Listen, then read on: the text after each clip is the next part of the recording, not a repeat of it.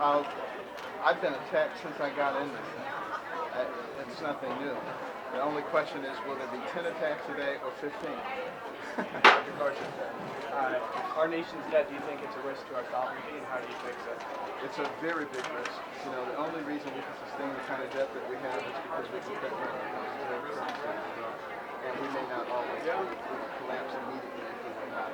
We have to start developing policies that will allow us freedom in case we cannot print money.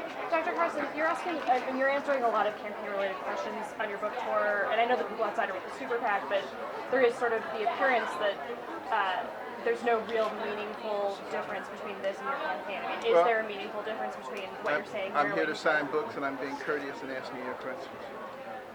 What do you attribute the way that you are resonating with people like here today? Well, basically the fact that, you know, I'm not a politician. And, you know, so I tell the truth. And I don't have my finger in the air trying to figure out what people want to hear. And, you know, right now we have a lot of issues in this country.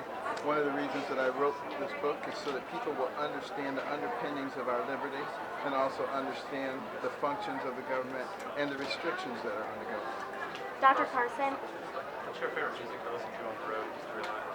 I love classical music, particularly for Your Iowa State Director says that you're excited to be spending more time in Iowa.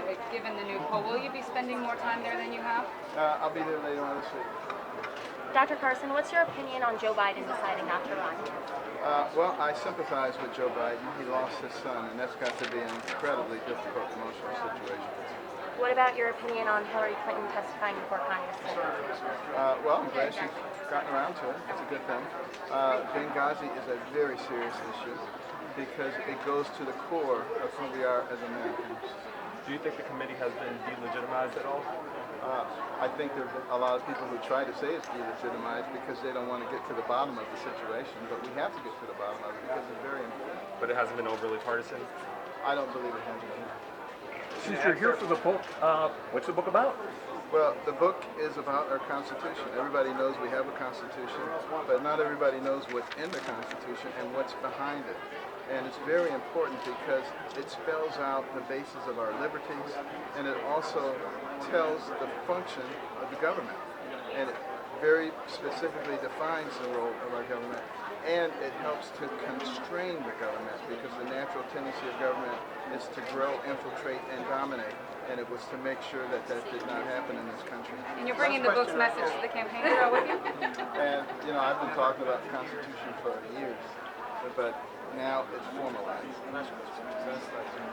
Who do you think more people would vote for if Jesus was saying, what does that say about our country? I think that's not a question I want to Then get. can I do one more?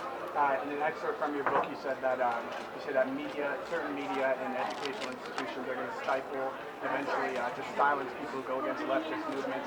So you're not going to be able to stop CNN. You're not going to be able to undo 20 years of evolution. So what do you do if you're president? Well, we can. When I say we, I'm talking about the country.